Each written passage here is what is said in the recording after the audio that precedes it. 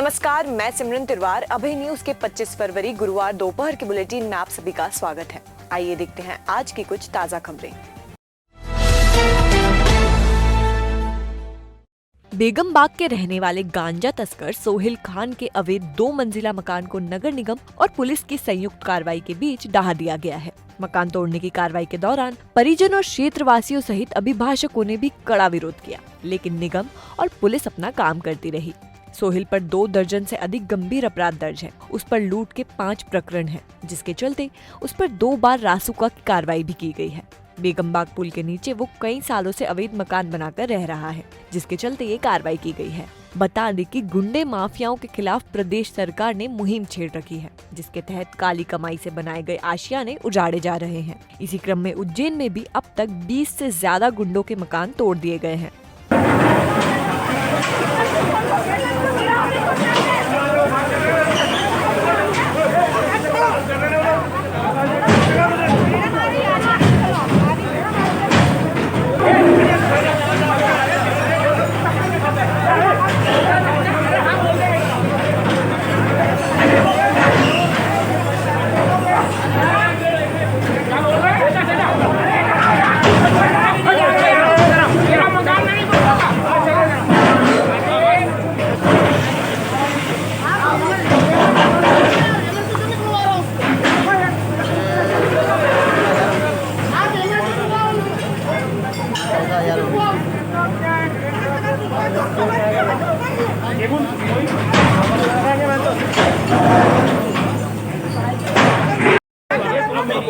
एक मिनट के लिए तुम 1 मिनट बात तो सुनो। इतनी चिकबाजी करोगे सब, उतना थोड़ा शांति रख लो। ये थाना महाकाल क्षेत्र में सुहेल पिता मोहम्मद अनवर करके नौजवान है। उम्र करीब 30 साल है इसकी, और पुलिस रिकॉर्ड के हिसाब से ये एक हैबिचुअल ऑफेंडर है। इसके विरुद्ध लगभग 20 आपराधिक प्रकरण दर्ज हैं। 2 बार इसके विरुद्ध NSA की कार्रवाई की गई है और रासुका के उल्लंघन की कार्रवाई भी की गई है। नगर निगम के रिकॉर्ड के हिसाब से इसका मकान अवैध रूप से बना हुआ था। प्रशासन के निर्णय पर उसको तोड़ा जा रहा है और लगभग 50 का पुलिस बल उस कार्रवाई में मदद के लिए यहाँ मौजूद है। कोरोना की जंग में जहां हमारे देश ने पूरी ताकत से जंग लड़ी है, तो वहीं देश के आम नागरिकों ने भी अपने अपने स्तर पर कोरोना योद्धाओं के मान सम्मान में अपनी भावनाओं की अभिव्यक्ति की है। कुचरोद के रहने वाले राहुल लोहार ने एक मास्क पर 44 पोर्ट्रेट देश विदेश के उन डॉक्टर्स के बनाए हैं जो कोरोना की जंग में शहीद हो गए हैं। वुहान में सबसे पहले शहीद होने वाले डॉक्टर से लेकर अन्य कई डॉक्टर्स के चित्रों को एक ही मास्क पर बड़ी खूबसूरती से उकेरा गया है। नीमच जिले के छोटे से गांव कुचरोद के रहने वाले 30 वर्षीय राहुल लोहार बचपन से पेंटिंग बनाने के शौकीन हैं। कोरोना काल में मास्क को लेकर कई लोगों ने अलग अलग डिजाइन के मास्क बनाए, जिनमें अलग अलग प्रिंट, फोटो, संदेश आदि से लोगों को जागरूक करने की कोशिश की गई। लेकिन कुचरोद के रहने वाले राहुल लोहार के मास्क की बात कुछ अलग ही है।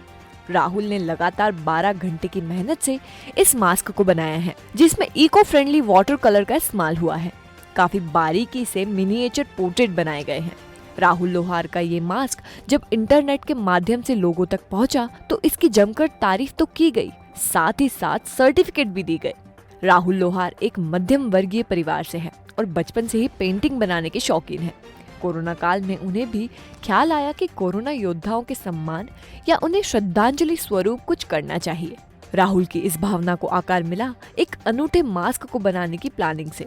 राहुल लोहार ने एक मास्क लिया और लगातार 12 घंटे काम करके अनूठा मास्क तैयार किया, जिस पर देश विदेश के 44 डॉक्टरों के मिनिएचर पोर्ट्रेट्स बने हुए थे, जो कोरोना योद्धा के रूप में शहीद हुए हैं।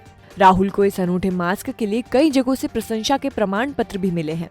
राहुल ने लॉकडाउन के समय एक कोविड पेंटिंग भी बनाई थी, जिसके लिए उसे लॉकडाउन में कहीं भी कैनवास नहीं मिला, तो उसने अपने ट्रैक्टर के हुड को काट कर उसी पर पेंटिंग बना दी थी।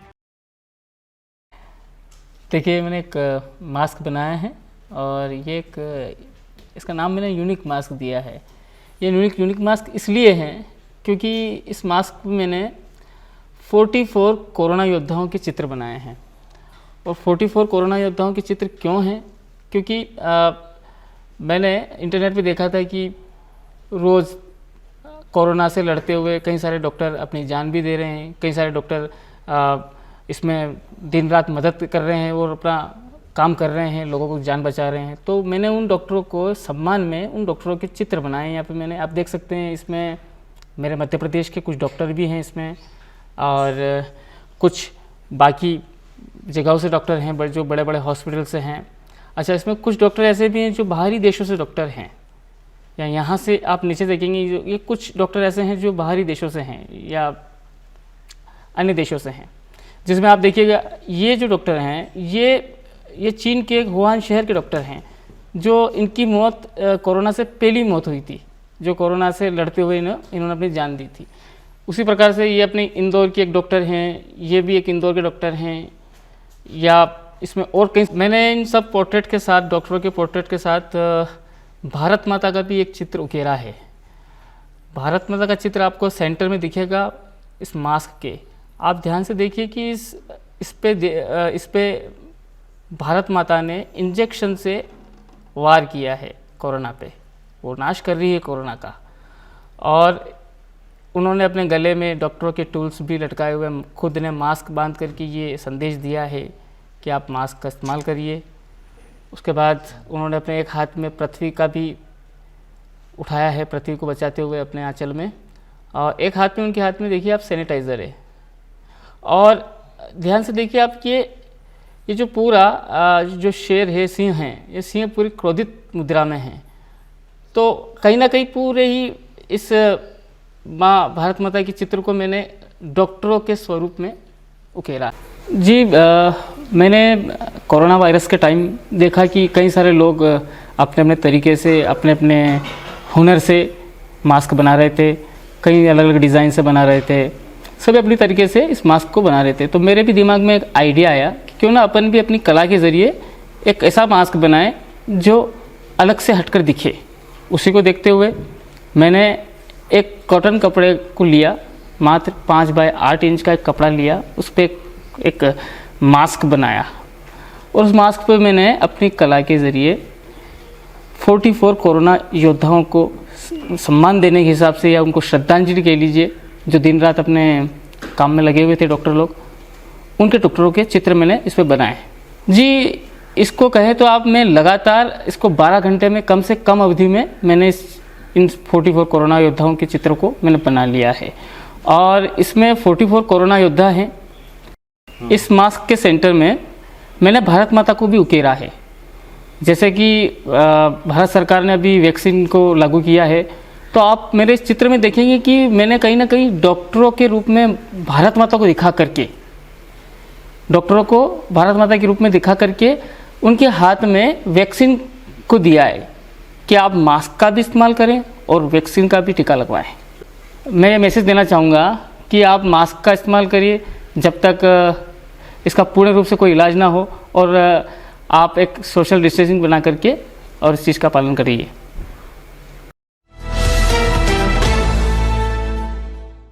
गढ़कालिका में रहने वाली नवविवाहिता की संदिग्ध हालत में मौत हो गई है। मृतक महिला की महज 2 महीने पहले ही शादी हुई थी। मामले में जिवाजीगंज थाना पुलिस जांच कर रही है। गढ़कालिका में रहने वाली 19 वर्षीय पूजापति आदित्य शुक्ला की संदिग्ध परिस्थितियों में मौत हो गई है। गुरुवार को पैनल द्वारा मृतका के शव का पीएम किया गया। महिला के मायके पक्ष के लोगों का कहना है कि वे कई दिनों से बेटी से मोबाइल पर बात करना चाह रहे थे, लेकिन उनकी बात नहीं कराई जा रही थी। बुधवार को अचानक फोन करके बताया कि उसकी तबीयत बिगड़ी हुई है। इसके कुछ देर बाद बताया कि उसकी मौत हो चुकी है। उन्हें पीएम रिपोर्ट का इंतजार है, इसके बाद वे कार्रवाई करेंगे। मैं यूपी का रहने वाला हूँ, बर्रा गाँव कानपुर का। मैंने अपनी लड़की की शादी पिपली नाका गढ़कालिका रोड सनाफ सुनील कुमार शुक्ला के बेटी आदित्य शुक्ला के साथ तय की। 9 दिसंबर को शादी मैंने की। अच्छा खासा चल रहा था, कोई प्रॉब्लम नहीं थी। 3-4 दिन पहले भी हमारे घर वालों ने, हमारे बड़े भाई साहब की साड़ों की वाइफ आई, उन्होंने कहा कि हमें इस नाज से बात करनी है। तो हमने कहा कि आप बात कर लीजिए। फ़ोन मिलाया गया तो हमारी तरफ फ़ोन नहीं मिलाया गया। फ़ोन मतलब सुबह करा देंगे, शाम को करा देंगे, रात में करा देंगे। इसके बाद कल दोपहर में हमको फ़ोन आया 12 बजे के आसपास, 12-1 के आसपास, कि लड़की की हालत थोड़ा सा गड़बड़ है।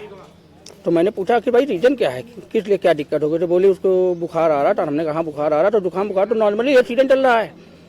इसके बाद में बोले क्या नाम डॉक्टर की फॉल्ट है और क्या नाम डॉक्टर डिप डॉक्टर ने लगाई थी, आधी डिप चल पाई आधी नहीं चल पाई, और डॉक्टर ने तुरंत कह दिया मैटर सीरियस हो गया है, इसको आप तुरंत दूसरे हॉस्पिटल में हॉस्पिटलाइज कर रहे हैं।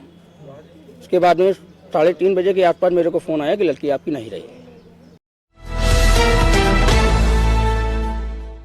महिदपुर तहसील में बिजली कंपनी के बकायादारों के खिलाफ अभियान चलाते हुए 124 बकायेदारों से कुर्की और जब्ती की कार्रवाई की गई है। महिदपुर विद्युत वितरण कंपनी के कार्यपालन यंत्री अशोक कुमार शर्मा ने गुरुवार को जानकारी देते हुए बताया कि बिजली के बिल लंबे समय से जमा नहीं करने पर बकायादारों के खिलाफ अभियान चलाया जा रहा है।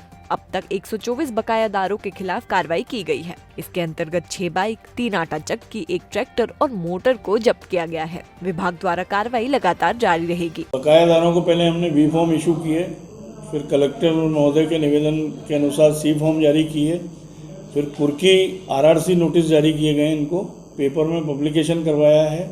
उसके बाद भी अगर लोग पैसा नहीं भर रहे हैं, लाइनमैन सतत संपर्क में लगे रहे, इनसे 10 बार निवेदन किया गया पैसा भरने के लिए, पर जिन लोगों ने फिर पैसा नहीं भरा तो फिर उनके खिलाफ सख्ती से कुर्की के तहत कार्रवाई की जा रही है। अभी तक कुल 124 लोगों पे कार्रवाई करते हैं, निरंतर जारी है, प्रतिदिन ही कर रहे हैं इस काम को हमारे जो तहसीलदार हैं, और टीम पूरी ये कार्रवाई कर रही है। बड़े बकायेदारों के ऊपर मेन फोकस किया जा रहा है इस काम के लिए।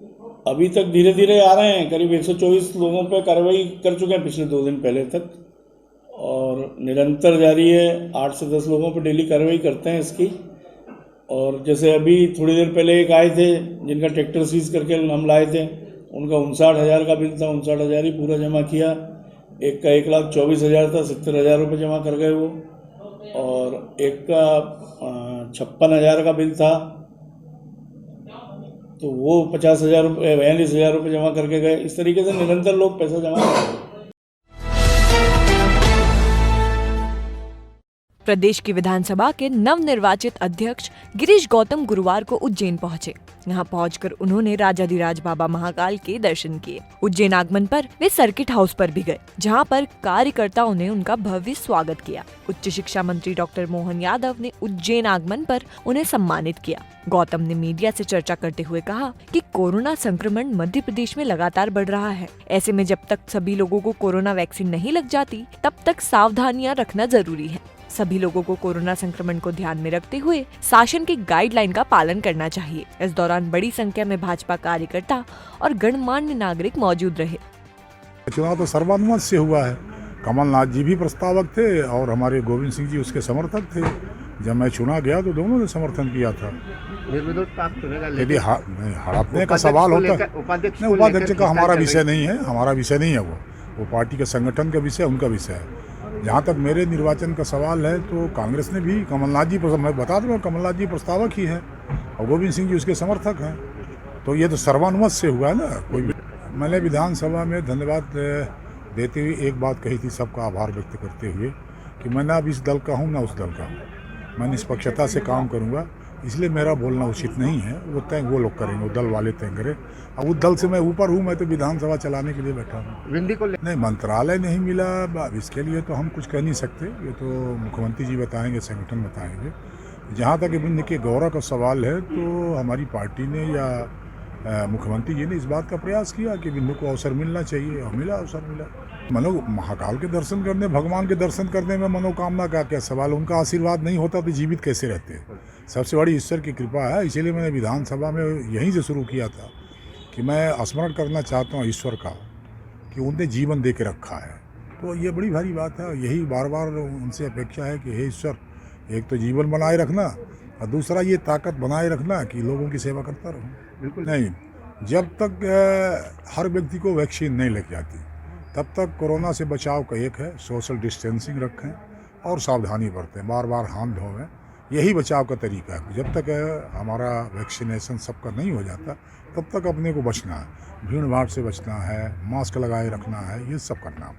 महाकाल बनाएंगे सरकार, महाकाल के ऊपर छोड़ देते हैं ना, हम बना इसमें क्षमा।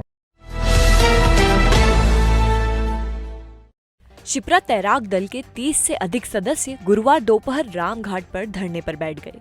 साथ ही पंकज चावड़ा की मौत से आहत दल के सदस्यों की मांग है कि वे लोग निस्वार्थ शिप्रा मैया में आस्था की डुबकी लगाने वालों को बचाने की सेवाएं देते हैं। बरसों से ये क्रम जारी है। बुधवार को महाराष्ट्र के 3 श्रद्धालुओं को बचाने में दल के सदस्य पंकज चावड़ा की मौत हो गई है। पंकज की मौत से उसके परिजन सहित दल में शोक का माहौल है, लेकिन प्रशासन की तरफ से पंकज के परिवार वालों को अब तक कोई मदद नहीं पहुंचाई गई है, जिसके चलते धरना प्रदर्शन किया जा रहा है। पंकज की जान श्रद्धालुओं को बचाने में गई है, इसलिए उसे शहीद दर्जा देकर परिवार के सदस्य को शासकीय नौकरी देने की मांग की जा रही है। पंकज भाई अत्यंत दुख के साथ शांत हो गया। शिप्रा तैराक दल कल 3 महाराष्ट्र के लोगों को बचाने में शांत हो गया। तो आप यहाँ किस लिए बैठे हैं? यहाँ इसलिए बैठे कि हमारे भाई को शहीद का दर्जा मिले, उनकी घर वाले को सरकारी नौकरी या मान्यता मिले, तो शासन प्रशासन से भी उनको मदद मिले।